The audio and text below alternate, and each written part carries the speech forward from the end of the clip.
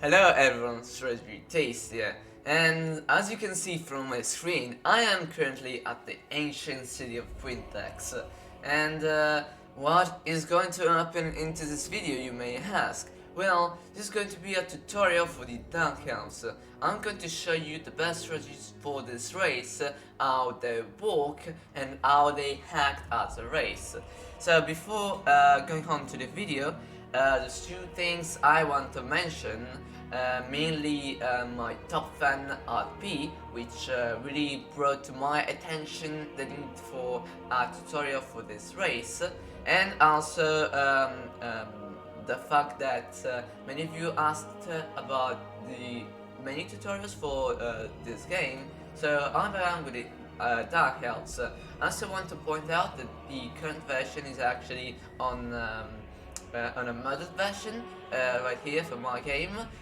Does just some aesthetical modes which I'm going to put into the description. Don't worry, they don't change the gameplay at all, so don't it doesn't really matter in my opinion.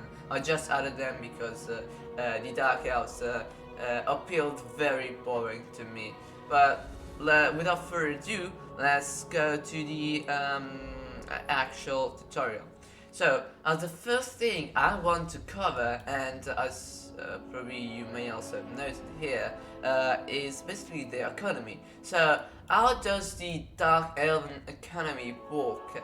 Well, mainly from one special source of there, which is slaves. So, how do you get the economy to work? Okay, so once you conquer a territory or fight a battle, you have the option, many options actually, to get many more slaves. So you want to get as many slaves as possible, and once you get as many slaves as possible, well, how do you use them? Basically, you have to put them through the screen or also through clicking the actual province in the region, the actual region in the province, and you can decide through these three various buttons where to put your slaves. It's really important that you focus on specific regions to put your slaves in instead of putting them all around your empire, because that won't be beneficial at all. Like putting these slaves at 100% in just one province will benefit you more and more than putting in like 10% in all of your provinces, especially late game. So you can see here the Titans province that I have the 100% slaves capacity reach, and my income increase is basically 1200%. And well, this increases the income by an insane amount. So you can see here that Titan Peaks is giving me around 400k per turn, which is insane. You can increase it by building the slave keeping chain, which for the main region will be unlocked at tier 4, which gives a slave market, very important for slave decline rate and income from slaves. So you basically want to build this province, so these buildings in your province, and also these minor tier 2 buildings in most of your provinces, and basically what you want to do is also putting here two agent types, the Canid assassin and the master. Why do you want to put them here? The masters actually have here a skill which is called Psychopathic Schema, and it gives slave decline rate minus 10%, which is really important for maintaining your slaves, so that once they are in a province, they will never leave it. And the Canid assassins are also very important because, as you can see here, it increases the slave income by 20%. At the base level, they provide just a 10%, but if you see in the ranking section, they have an ability which can increase it by other 10%. So you have increased slave income, which you should always level up for your Caning assassin. So you want to put as many Caning assassins in your richest province, which there have been many discussions about this in the past, especially between the Space Marine Great and Legion of Total War, and mainly the two main contenders are the Titan Peaks province and the Isthmus of Lustria. So I've tried putting both of them into like with the same amount of Caning assassins and slaves in both provinces to see how which province is the richest one, and I actually found that from my experience, the Legend of Total War was kind of wrong, because he said the Isthmus of Lustria provided more income, and whilst that is true with for example, the High Elves, I've tested and I don't know, but for some reason the Titan Peaks province give a lot more income than the Isthmus of Lustria. So I'm kinda surprised by that. But anyway, you can probably test out for yourself.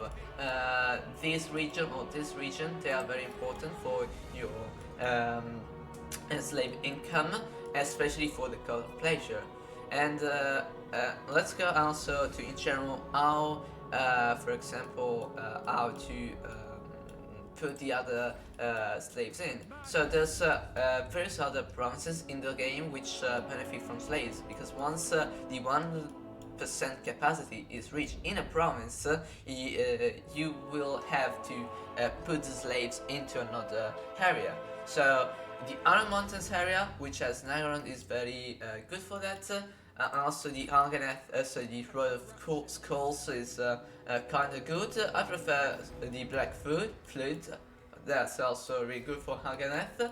And also in Earth One, there's two provinces which are really rich, which is the one which is the richest in Earth One is probably Yvres and non Etain. I actually found out, because there's these special buildings, the Warden's Tower, which actually give a lot more slave income generated per slaves, which is very useful. But also Etain, which is basically the northern area, is also very good. So apart from all of that, you can probably at that rate of the campaign, you can probably decide where to put your slaves in. And also I want to let's go for example at Riff. So how should you build your provinces as the Dark Elves? So let's take for example Grand, which is one of the most basic settlements in the area here. So for example, you have 8 building slots region, which for example is Grand. So in my opinion, here in the building browser, there's some buildings which you should never actually build. For example, the Messenger's Lodge House, and also the House of Exiles, and also the Dragon Archery. And in my opinion, you should never have really want to build those buildings. Why do I say that? Well, it's comparable to the effects that the Dark Elves have as a race, mainly due to their Blackhawks. So basically, we will return to the Blackhawks in a minute, don't worry, but mostly the Blackhawks act as a recruitment area, and they can build for example shades, and they are just tier 3 into the Blackhawks. So in my opinion, it's kind of waste to build the House of Exiles in a province. There's many more buildings which are much more useful for the Dark Elves. So for example, as of Grand, we have the Tower of Dark Sorcery, very important because it allows you for hero capacity for sorceress, and we have the Pulse of Dread Knights, which comes very handy in the late game for one of the keys of the economy, mainly for the low recruit rank +1. Why do I say that? Well, it's and also returning here, the Executioner's Hall as a special mention because they have the ability to recruit Arcane assassins from this building. So anyway, I want to pick up round here and the Pulse of Dread Knights into my high, mainly for one the kind of cheese that the Dark Elves have is basically once you recruit the Lord, for example, the Dread Lord, into this situation, you will have in the late game to have them reach a very high level as a starting Lord. Why do you want to do that? Because if you see in the rank, there's one skill here which is called Aristocratic Name of Power. So, unlocking the skill will basically pop up on an event which will allow you to choose from 2 options. So it's random, it's not always the same 2 options. So I should probably make you see this. So we have here, we have a Name of Power Assault on the Manor, which in this case is actually like perfect. This is one of the most important ones, because you can see here the Lord gets the Name of Power, Leviathan Rage, which for example gives income from ports plus 5% or regions. So you get him, you disband them, boom, and if you paid careful attention enough, basically my income actually become better from that action, because it increased the income from ports plus 5%.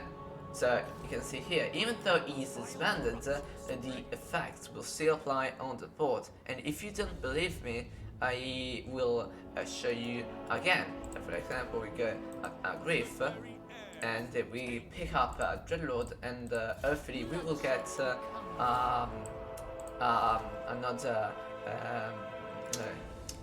Dreadmain's event. So we here Aristocratic Name of Power, Leviathan Rage, but it was previously 415%. So boom, we are here, and you can see here it's now 432%. Now we disband that, and the effects still apply, and my income has once again been updated basically. So there is something you can really do in the late game. So that proves us the Dark Elves have a very, very strong economy, which they are very good race for that. There's also followers here, which you can put into that. So for example, we have the High Elf Slave, which is for the Canaan Assassin, or also the Organ Merchant, income from trade plus 5%, or if we go to the Master, we have the Overseer, which gives income from all buildings plus 10% local region. So that's another way which you can increase your income even further with Masters too. So that's mainly it for the economy, and I'm now going with the Lords. So we are now moving to the Old World, actually near the Chaos Oasis. Oh my god, my game is lagging, sorry. And so we are here near the Castle of Haria. So I just defeated Chaos. I literally just won the campaign.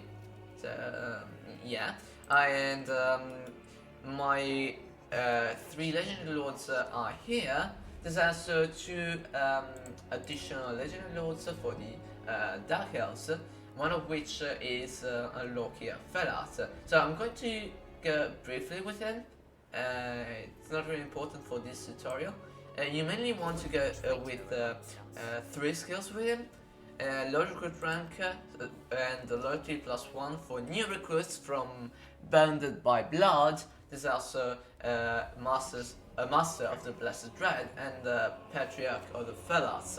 And these 3 skills over here, they are very good because they increase low recruit rank and also loyalty for new recruits, and also the black art growth, which is really important for the Dark Elves. And there's also Malus Dark Blade, which I didn't even confederate him. It does really no skills which you want to put into him, which are going to affect the war faction. So let's just go straight up to the three lords. So we have Cron Elebron, which in my opinion is just one important skill which you have to get, which is this one, 30 plus 2 for new recruits, 18th of the Queen. Really important for Dark Elves, because your new recruits will probably never betray you the following turn.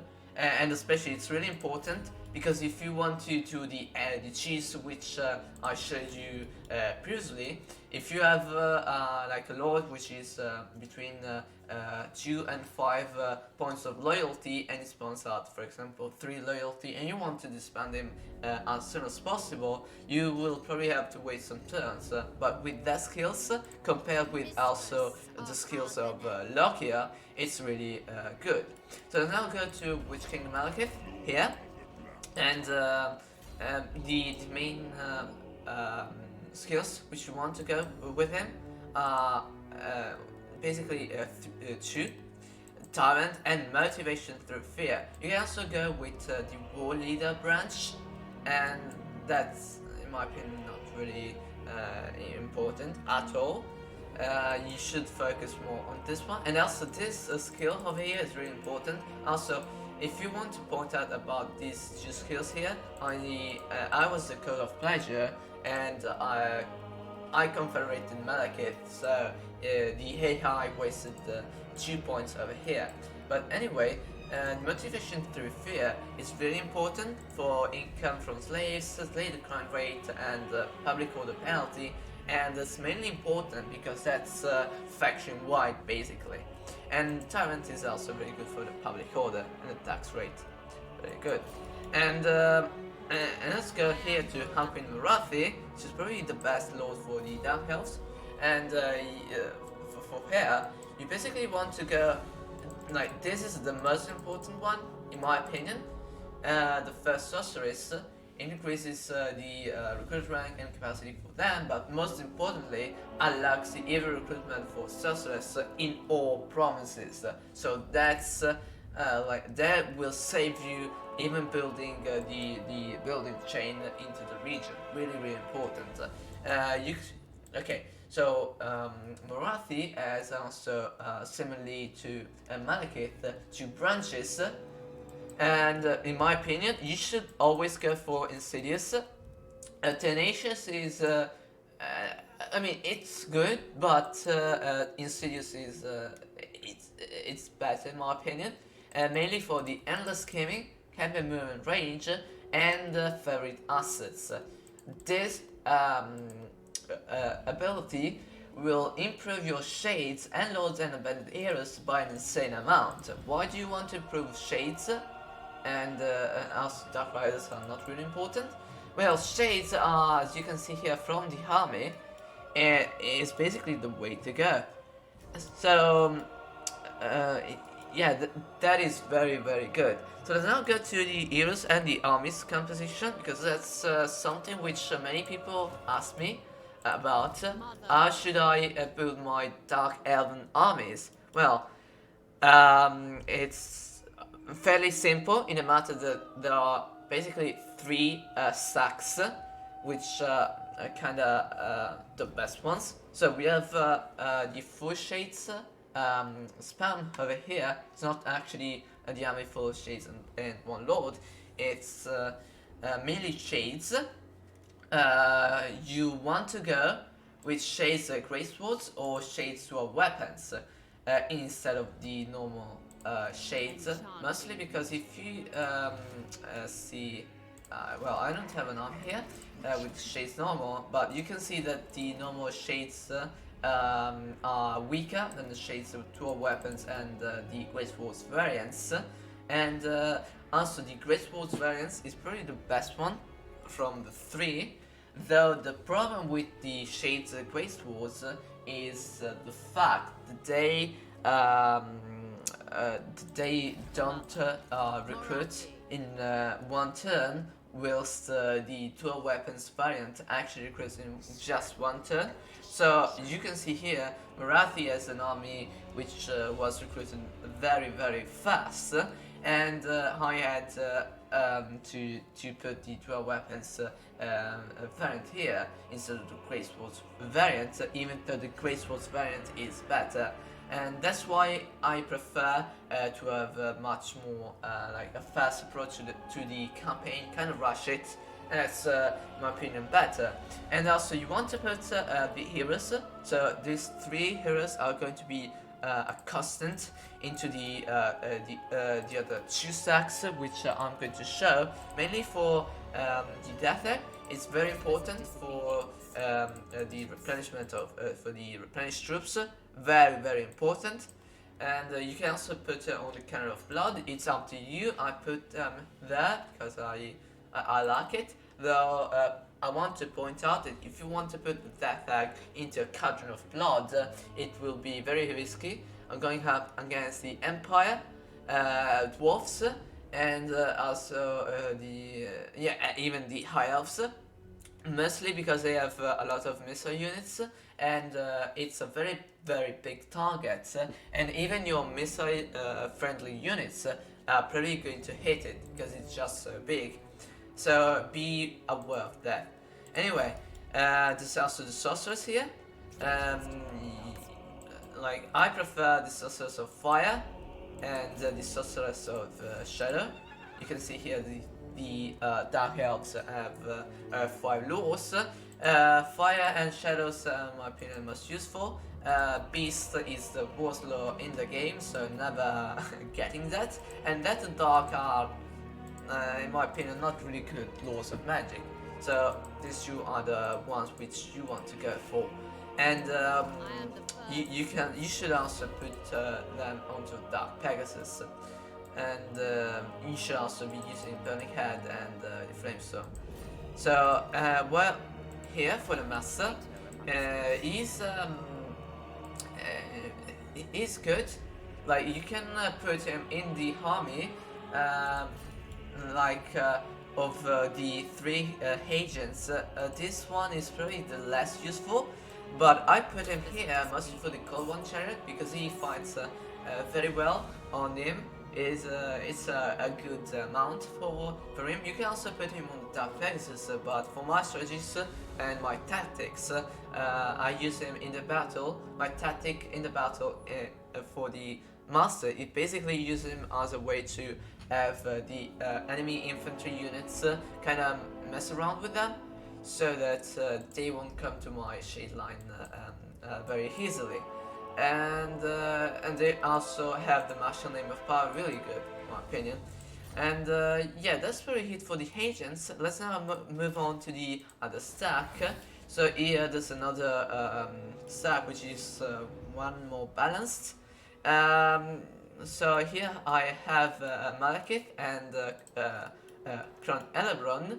So basically you can put a stack for Malekith, or in general for your Dreadlords, with Black Ark, with Black Guards of Nagarond, and also 2 War Hydras into the stack, and that will make it more balanced in the way that basically your your Black Guards will make the enemy arrive at your Shade's front line, and also putting 2 War Hydras at the flank is very useful. Though keep in mind that it's kind of more macro intensive, and also the Shades, since they are in less numbers, so your missile units will be less effective, but it's something you might also consider. So I also want to point out that I tried an Crown Elebron with Arganeth Executioners in the army, instead of 4 Black Guards of Nagarond, and my experience was that a unit of Reichsguard actually won against a unit of Arganeth, charging directly into them. So that was really embarrassing for them. So I disbanded them and recruited more shades. So that's the way I want to put with the Arganeth executioners. I think that Black Gods of Nagrond are way better than that. So with the last stock is over here, it's basically a Warhammer spam. I call it the Monster Army, as it's full monster, very good in land battles.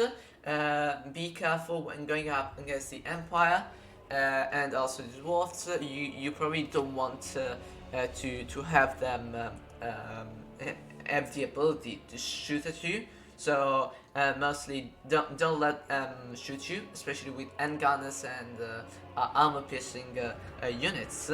So it's a very good stack, though it's really expensive, but in this situation you can see here it doesn't really matter. So I also want to go to the last army type.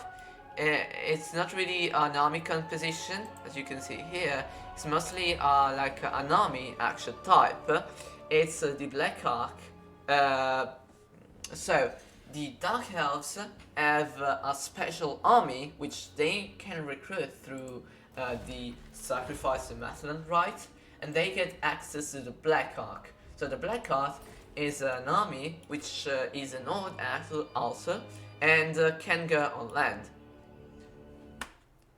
Okay, so I got interrupted. Anyway, so even though I made a cut, we were talking about the Black Arks. So basically, the Black Arks are very important for the Dark Elves for two main reasons. So they reduce the upkeep of most units just by their Black Ark chain building. So you can see here, upkeep -60% for all units at the maximum level.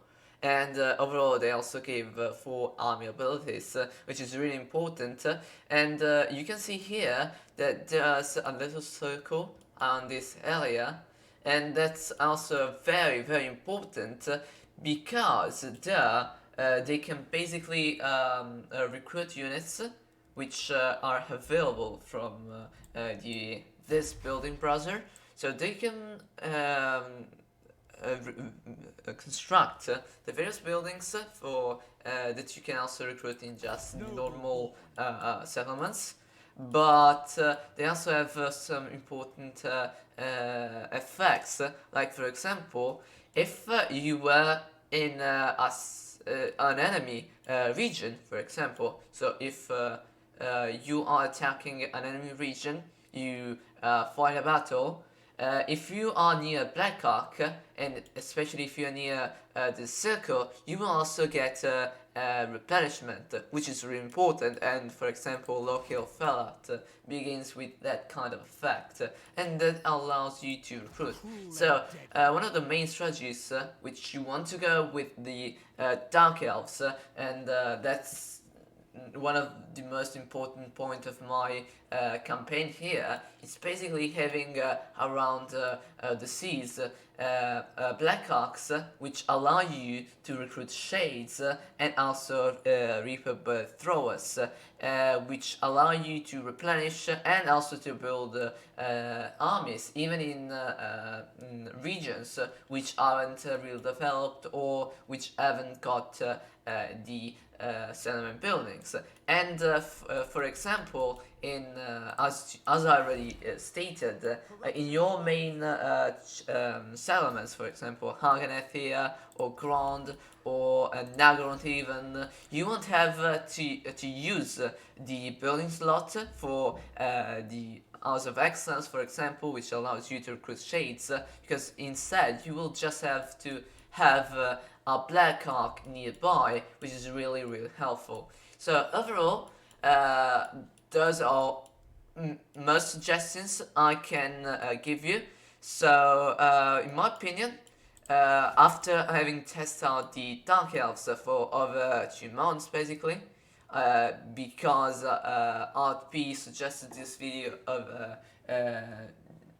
around October and November, and so I took the whole month of November and December, and also a bit of January, to basically learn most of the Dark Elves strategies, tactics, compositions, way of the economy that they work, and also took inspiration from other tutorials. I can say that Dark Elves, the strongest point is definitely the economy. It's not at the level of the high elves, because like at this point in the campaign, in another high elf campaign, I had a lot more numbers than that. Though like their economy is really good. The weakest point I found is actually their armies, because shades, even though shades are like at the best that they can get, in my opinion, shades aren't like a good unit in confrontation to, for example, let's say Sisters of Avalon, which the high elves have gotten that, and also, for example, the Food elves who have got the Weight Watchers. And overall, I can say that I mostly prefer playing as the Hazray or the Hazur, and in my opinion, Druki are of the three elf race are probably the most boring one, so that's kind of sad. But anyway, that's just a tutorial video, and overall, I hope you learn from this, and I also hope that you liked. And I'm sorry for my pronunciation. I'm trying to work on my English every day, and I think that's mostly it. If you want to have any more suggestion, please write in the comments. I will try to answer your request, and I will do as much as I can to fulfill your demands. So that's it, and see you around in the Tower of Nagaron.